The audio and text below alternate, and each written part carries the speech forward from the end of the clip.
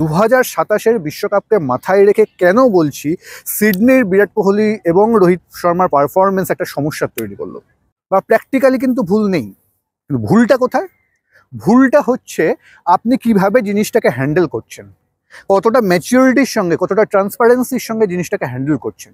সমস্যাটা সেই জায়গাটায়। আর এই ভুলটাই করলেন গৌতম গম্ভীর, অজিত আগারকাররা। ধরুন একদম বিশ্বকাপের শেষ আগ মুহূর্তে গিয়ে দেখা গেল কোনো একটা সমস্যা তৈরি হলো, তখন আপনার হাতে যে ব্যাকআপ রয়েছে সেই ব্যাকআপকে আপনি তৈরি করতে পারেননি।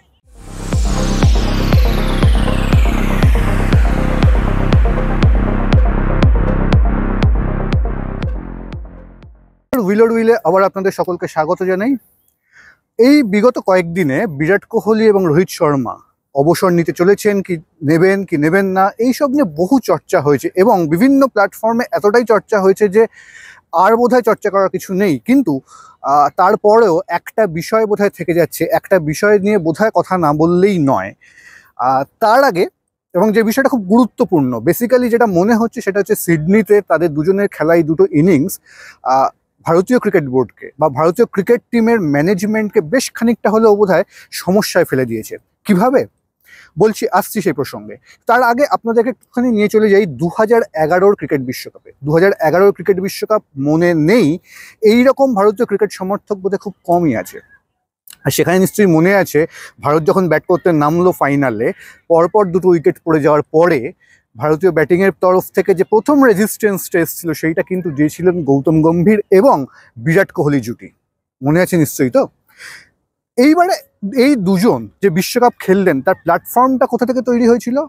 আপনাদের পছন্দ হতে পারে বা নাও হতে পারে, আসল বিষয়টা এটাই যে 2007 বা 2008-এর অস্ট্রেলিয়া সিরিজে, টেস্ট সিরিজ হয়ে যাওয়ার পরে যখন মহেন্দ্র সিং ধোনি ত্রিদেশীয় সিরিজের দল ঘোষণা করতে গেলেন, সেই সময় বাদ দিলেন ভারতীয় ক্রিকেটের দুই মহিরুহকে, সৌরভ গাঙ্গুলি এবং রাহুল দ্রাবিড়। তার আগে 2007-এ সৌরভ গাঙ্গুলি স্বপ্নের ফর্মে ব্যাট করছিলেন, যে কোনো ফরম্যাটে। ওডিআইতে সেই বছরে তিনি 1200-র ওপর রান করেছিলেন, প্রায় 45 অ্যাভারেজে, অভাবনীয়। অন্যদিকে কিছুদিন আগে পর্যন্ত ভারতীয় দলের ক্যাপ্টেনের নাম ছিল রাহুল দ্রাবিড়। সেই রাহুল দ্রাবিড় সৌরভ গাঙ্গুলির মতো সফল না হলেও সে বছর যথেষ্ট সফল ছিলেন ব্যাট হাতে, ওডিআই ক্রিকেটেও। কিন্তু তা সত্ত্বেও মহেন্দ্র সিং ধোনি এই দুজনকে বাদ দিয়েছিলেন এবং তারপরে বিভিন্ন পারমুটেশন কম্বিনেশন করে আলটিমেটলি 2011-র বিশ্বকাপে টপ অর্ডারে যে দুজন জায়গা পেলেন বা যে দুজনকে নিয়ে যাওয়া হলো, তাদের মধ্যে একজন অবশ্যই গৌতম গম্ভীর আর একজন অবশ্যই বিরাট কোহলি। এছাড়াও সুরেশ রায়নাদের মতো খেলোয়াড়রা খেলেছিলেন সে বছর, কিন্তু টপ অর্ডারটা এই দুজনের জায়গাটা ফিক্স করা হয়েছিল সম্ভবত এই দুজনকে রিপ্লেস করে। এইবার মনে করে দেখুন যে কতটা ইম্প্যাক্ট গৌতম গম্ভীর ফেলেছিলেন বিশ্বকাপ ফাইনালে। গৌতম গম্ভীর নিজের তো মনে থাকারই কথা। প্রশ্নটা ঠিক এই জায়গাটা থেকেই উঠছে। একদিকে আজকে যখন কথা হচ্ছে রোহিত শর্মাকে নিয়ে, বিরাট কোহলিকে নিয়ে, তাদেরও ভারতীয় ক্রিকেটে ইম্প্যাক্ট কিন্তু অনেকটাই। তাদেরকে বাদ দিয়ে, তাদেরকে যদি 2027 বিশ্বকাপের স্কিম অফ থিংসে না রাখা হয়, তার বদলে কাদেরকে রাখা হবে, তারা কতটা যোগ্য। এবং মহেন্দ্র সিং ধোনি খুব বড় একটা যুদ্ধ জিতেছিলেন 2008-এ শুরুতে, যখন তিনি বাদ দিয়েছিলেন সৌরভ গাঙ্গুলি, রাহুল দ্রাবিড়কে। প্রচণ্ড সমালোচিত হয়েছিলেন, বিভিন্ন মহল থেকে তার সমালোচনা করা হয়েছিল এবং খানিকটা যুক্তিযুক্তভাবেই কিন্তু সমালোচনা করা হয়েছিল। কিন্তু তার যোগ্য জবাবটা তিনি দিয়েছিলেন 3 বছর বাদে বিশ্বকাপটা জিতে। ফলে আজকে যদি ভারতীয় টিম ম্যানেজমেন্ট মনে করে সিডনির পারফরমেন্স হোক বা না হোক, সেটাকে মাথায় রেখে বা না রেখে, যে তারা বিশ্বকাপের জন্য বিরাট কোহলি, রোহিত শর্মাকে বাদ দিয়ে ভাববে, সেক্ষেত্রে কিন্তু তাদের মাথার উপর এখন থেকেই সমর্থকদের যে প্রেশারটা তৈরি হবে সেটা হচ্ছে যে তোমরা বিরাট কোহলি, রোহিত শর্মাকে বাদ দিতে পারো, কিন্তু পরিবর্তে বিশ্বকাপটা জিতে আসতে হবে। এখন বক্তব্য হচ্ছে যে 2027-এর বিশ্বকাপকে মাথায় রেখে কেন বলছি সিডনির বিরাট কোহলি এবং রোহিত শর্মার পারফরমেন্স একটা সমস্যা তৈরি করলো। দেখুন, এটা অনস্বীকার্য যে একজনের বয়স 2027-এ গিয়ে হবে 40+, আর একজন হয়ে যাবে না 38+। তো এই জায়গায় দাঁড়িয়ে, এবং সবচেয়ে বড় কথা হচ্ছে তারা দুটো ফরম্যাট খেলছেন না, একমাত্র ওডিআই ফরম্যাটটা খেলছেন। ফলে তাদের টাচ কতটা থাকবে, তারা কতটা ফর্মে থাকবেন, তাদের চোট আঘাত সংক্রান্ত কোনো সমস্যা হবে কি না, সেটা সবসময় একটা বড় প্রশ্ন, একটা বড় প্রশ্নচিহ্ন তৈরি করবে এবং সেটা করছেও। এখন বিষয় হচ্ছে যদি তাদেরকে না পাওয়া যায় শেষ মুহূর্তে গিয়ে, তখন বিকল্প কে বা কারা, পরিবর্তন হিসেবে কারা।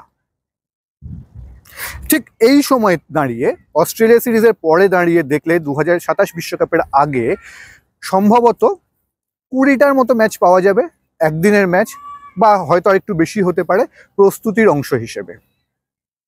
এইবারে বিষয়টা দেখুন, যদি বিরাট কোহলি রোহিত শর্মাকে শেষ অবধি বিশ্বকাপে না পাওয়া যায়, সেক্ষেত্রে তাদের পরিবর্তন হিসেবে কাদের কথা ভাবা হচ্ছে?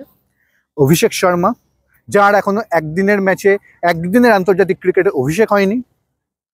যশস্বী জয়সওয়াল, যিনি এখনো অবধি মাত্র একটি একদিনের আন্তর্জাতিক ম্যাচ খেলেছেন। তিলক ভার্মা, যার ঝুলিতে রয়েছে 3টে বা 4টে একদিনের আন্তর্জাতিক ম্যাচ খেলার অভিজ্ঞতা। এখন কোনো কারণে হয়তো দেখা গেল বিশ্বকাপের আগ মুহূর্তে গিয়ে বিরাট কোহলি বা রোহিত শর্মার সঠিক ফর্মে নেই, কোনো ইনজুরি সংক্রান্ত বা ফিটনেস সংক্রান্ত কোনো সমস্যা হচ্ছে, সেক্ষেত্রে আপনার হাতে বিকল্প যারা রয়েছে তাদের অভিজ্ঞতা কি? আর ঠিক এই জায়গা থেকে আপনি যদি ভারতীয় টিম ম্যানেজমেন্টের পক্ষ থেকে দেখেন, তাহলে তারা যদি এখন থেকে বিকল্প তৈরি করার কথা ভাবেন, সেটা বিরাট কোহলি রোহিত শর্মা বিশ্বকাপে যান বা না যান, সেটার মধ্যে কিন্তু প্রথাগতভাবে বা প্র্যাকটিক্যালি কিন্তু ভুল নেই। কিন্তু ভুলটা কোথায়? ভুলটা হচ্ছে আপনি কিভাবে জিনিসটাকে হ্যান্ডেল করছেন, কতটা ম্যাচিউরিটির সঙ্গে, কতটা ট্রান্সপারেন্সির সঙ্গে জিনিসটাকে হ্যান্ডেল করছেন, সমস্যাটা সেই জায়গাটায়। আর এই ভুলটাই করলেন গৌতম গম্ভীর, অজিত আগারকাররা।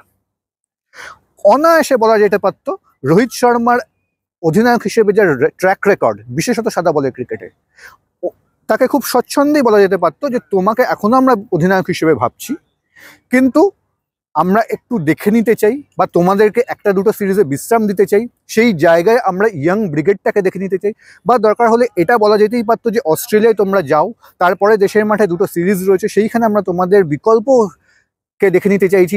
বিকল্প ঠিক বলা উচিত নয় হয়তো, বা তাদের পরিবর্তে যারা আসতে পারেন, তাদের পরিবর্তে যাদের, কারণ বিরাট কোহলি রোহিত শর্মার একদিনের ক্রিকেটে বিকল্প হয় বলে মনে হয় না, কিন্তু তাদের পরিবর্তে যারা আসতে পারে, যদি আনার প্রয়োজন হয় শেষ মুহূর্তে, যদি কোনো এরকম সিচুয়েশন তৈরি হয়, তার জন্য তো একটা ব্যাকআপ প্ল্যান তো থাকা উচিত না?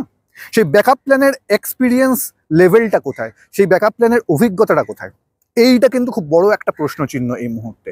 ফলে এটাকে বলা যেতেই পারতো যে তোমরা অস্ট্রেলিয়া সিরিজটা খেলো, তারপরে গিয়ে কি হবে সেটা আমরা, বা তারপরে তোমাদের দেশের মাঠে দুটো সিরিজে আমরা বিশ্রাম দিতে পারি, আমরা দেখে নিতে চাই, আমরা তাদেরকে কিছু ম্যাচ দিতে চাই, যাদেরকে এরপর মানে ভাবা হচ্ছে, যে সমস্ত নতুন রক্ত বসে রয়েছে সুযোগের অপেক্ষায় একদিনের আন্তর্জাতিক ম্যাচের জন্য।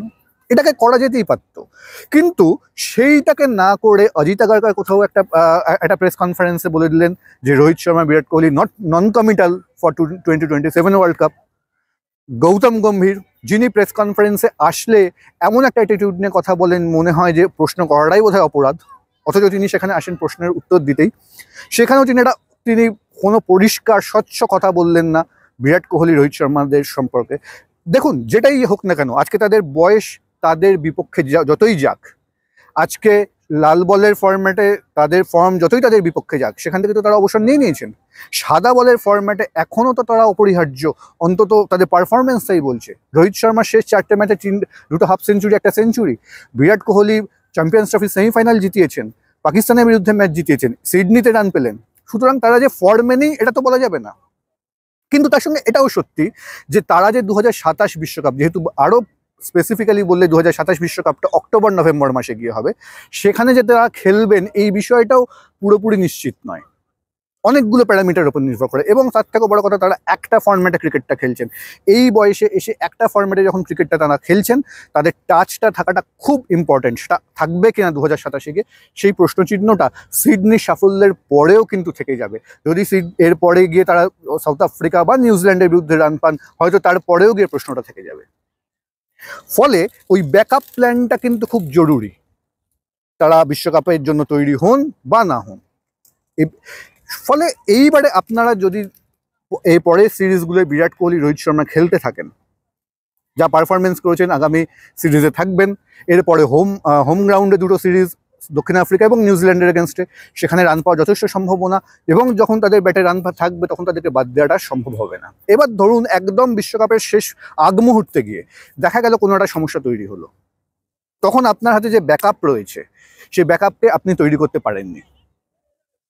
এই জায়গাটা খুব বড় ভুল করলে। এখানে একটা খুব সুন্দর স্বচ্ছ একটা প্রেস কনফারেন্স করা যেতে পারতো, একটা কমিউনিকেশন করা যেতে পারতো এই দুজনের সঙ্গেও, যে দেখো তোমাদেরকে নিয়ে এই প্ল্যান, আমরা তোমাদেরকে 2027 বিশ্বকাপের প্ল্যানের বাইরে রাখছি না, কিন্তু আমাদেরকে এদেরকেও তৈরি করতে হবে, ইয়ং ব্যাচটাকেও তৈরি করতে হবে, যারা পরবর্তীতে আসতে পারেন বা পরিবর্তে আসতে পারেন, যেটাই বলা হোক না কেন, তাদেরকে কিছু ম্যাচ দেওয়া প্রয়োজন আছে, তাদেরকে কিছু অভিজ্ঞতা তৈরি করার প্রয়োজন আছে এই পার্টিকুলার ফরম্যাটটায়।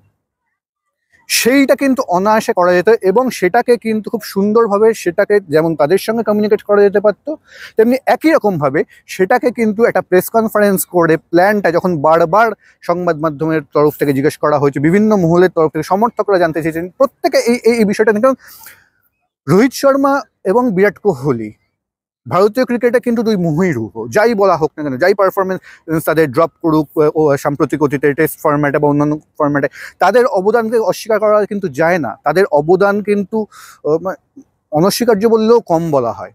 কিন্তু সেই জায়গায় দাঁড়িয়ে তারা এই প্রপার কমিউনিকেশনটুকু বোধহয় ডিজার্ভ করেন। তাদের সঙ্গে কি এটা করা হয়েছিল? তাদের সঙ্গে কি এটা বলা হয়েছে? বা একটা জনসমক্ষেও যদি একটা প্রেস কনফারেন্স করে বলা যেত যে আমরা তাদেরকে নিয়েই ভাবছি, আমাদের এখনও অধিনায়ক রোহিত শর্মার উপর ভরসা রয়েছে, ব্যাটার রোহিত শর্মা, বিরাট কোহলি রোহিত শর্মার উপর ভরসা রয়েছে, কিন্তু আমরা এদেরকে একটু দেখে নিতে চাইছি দুটো একটা সিরিজে। খুব একটা মহাভারত শুদ্ধ হয়ে যেত কি? কোনো বিতর্ক তৈরি হতো কি? এই বিতর্কটা, এই হাইড অ্যান্ড সিক একটা গেম, জানি না মানে এটা প্রপার কমিউনিকেশন হয়েছে কিনা, তবে মনে হচ্ছে এটা হয়নি। এই হাইড অ্যান্ড সিক গেমটা খেলার কোনো প্রয়োজন ছিল না। খুব ট্রান্সপারেন্ট ওয়েতে এই কমিউনিকেশনটা তাদের সঙ্গে করা যেত, অ্যান্ড তারা যে পর্যায়ে যে মাপের খেলোয়াড়, তারা কিন্তু এটা ডিজার্ভ করেন। যে হ্যাঁ, আমরা রাখছি, তোমরা এখনো প্ল্যানের বাইরে নাও, তোমরা স্কিম অফ থিংসে রয়েছো, কিন্তু আমাদের এদেরকে দেখে নেওয়ার প্রয়োজন আছে, এবং সেটা সত্যিই প্রয়োজন আছে। আজকে সিডনিতে দুজন রান পাওয়ার পরেও আমি এটা বলছি, তাতে যদি কোনো বিরাট কোহলি বা রোহিত শর্মার সমর্থকের খারাপ লাগে তাতে কিচ্ছু যায় আসে না, কিন্তু এখনো বলছি 2027 বিশ্বকাপকে মাথায় রেখে, এখন সিডনি কিন্তু এটা কনফার্ম করেনি যে 2027 বিশ্বকাপে দুজনে নিশ্চিত। সিডনি কিন্তু এটা কনফার্ম করেনি যে তাদের চোটাঘাত নিয়ে বা তাদের ফিটনেস নিয়ে কোনো সমস্যা হবে না আজ থেকে 2 বছর বাদে। কিন্তু ওয়ার্ল্ড কাপের মতো একটা বড় প্রতিযোগিতা, যার মধ্যে কয়েকটা বাইল্যাটারাল সিরিজ ছাড়া কিচ্ছু নেই, সেই প্রতিযোগিতার আগে হঠাৎ করে যদি এরকম কোনো সমস্যা তৈরি হয়, অফ ফর্ম দেখা দেয়, তখন এই অভিষেক শর্মা, তিলক ভার্মা বা যশস্বী জয়সওয়াল, যাদের কথাই বলি না কেন, তাদেরকে হঠাৎ করে গিয়ে নামিয়ে দেওয়া 5টা ম্যাচের এক্সপিরিয়েন্স নিয়ে, 2টো ম্যাচের এক্সপিরিয়েন্স নিয়ে একটু বড় ঝুঁকি হয়ে যাবে নাকি? সেইটাকে কিন্তু এখন থেকে তৈরি করা যেত, এবং খুব প্রপার ওয়েতে তৈরি করা যেত। এই সুযোগটা, এই পরিস্থিতিটা কিন্তু নির্বাচকরা বা টিম ম্যানেজমেন্ট বলতে এখন মূলত গৌতম গম্ভীরের কথাই বলবো, কারণ মহেন্দ্র সিং ধোনি সেই সময় যে কলটা নিয়েছিলেন, আবার শুরুতে ফিরে যাই, সৌরভ গাঙ্গুলি, রাহুল দ্রাবিড়কে বাদ দিয়ে, তখন কিন্তু ভারতীয় ক্রিকেটের ফ্রন্ট সিটে ছিলেন মহেন্দ্র সিং ধোনি, অধিনায়ক ফ্রন্ট সিটে ছিলেন, কোচ ছিলেন ব্যাক সিটে। আমার এখনো অবধি অধিনায়ক গিলকে দেখে মনে হয়নি যে গৌতম গম্ভীর থাকা অবস্থায় তিনি ফ্রন্ট সিটে কখনো আসতে পারবেন বা ফ্রন্ট সিটে আসতে পারেন, এটা একবারও মনে হয়নি। এখন কিন্তু ফ্রন্ট সিটে গৌতম গম্ভীরই রয়েছেন। ফলে তারও কিন্তু এই মানে সমস্ত পারিপার্শ্বিক এবং বাহ্যিক ব্যাপারকে ভুলে এই জায়গাটায় বোধহয় কনসেন্ট্রেট করা উচিত ছিল, যে কি হতে পারে বা প্রপার একটা কমিউনিকেশন, সেটা কিন্তু এই দুজন কিন্তু ভীষণভাবে ডিজার্ভ করতেন। আর এইটা না করে পুরো বিষয়টাকে একটা ঘেঁটে করে একটা অদ্ভুত পরিস্থিতি তৈরি করলেন, এবং সিডনিতে ব্যাট হাতে যে পারফরমেন্সটা করে দিলেন, এরপর খুব কঠিন দক্ষিণ আফ্রিকার বিরুদ্ধে সিরিজে বা নিউজিল্যান্ডের বিরুদ্ধে সিরিজে তাদেরকে ড্রপ করা বা তাদেরকে বিশ্রামে যাওয়ার কথা বলা, ফলে এই নতুন রক্তদের দেখে নেওয়ার সুযোগটা কিন্তু হাতছাড়া হলো, এবং এটা কিন্তু কোনো একটা খারাপ পরিস্থিতিতে গিয়ে ব্যাকফায়ার করতে পারে 2027 বিশ্বকাপের আগে বা সময়।